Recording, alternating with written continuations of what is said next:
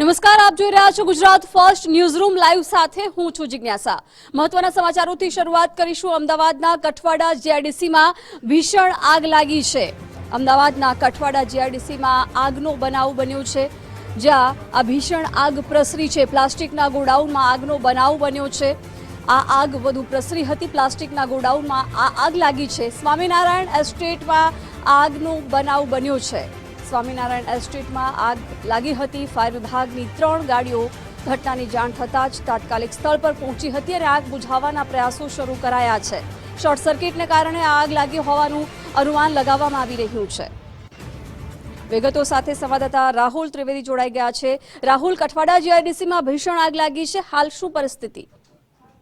બિલકુલ, જે પ્રકારની જો વાત કરવામાં આવે તો કે અમદાવાદ કઠવાડા સિંગાવા રોડ પર આવેલું કઠવાડા જીઆઈડીસી છે, ત્યાં સ્વામિનારાયણ ઇન્ડસ્ટ્રીયલ પાર્કની અંદર જે પ્રાઇવેટ ગોડાઉનો છે, ગોડાઉન નંબર 21 અને 22 ની અંદર જે પ્લાસ્ટિકની જે કામગીરી છે તેનું મટીરિયલ જે છે રાખવામાં આવતું હોય છે, તેની અંદર ભીષણ આગ લાગવાની ઘટના જે છે પ્રાપ્ત થઈ હતી। ફાયર વિભાગની 3 થી પણ વધુ ગાડી જે છે એ ઘટના સ્થળે પહોંચી હતી। જોકે હાલ પરિસ્થિતિની વાત કરવામાં આવે તો ફાયર વિભાગ દ્વારા તમામ કંટ્રોલ પણ આગ પર મેળવી લેવામાં આવ્યો છે, સાથે સાથે કુલિંગની પ્રક્રિયા પણ પૂર્ણ કરી દેવામાં આવી છે।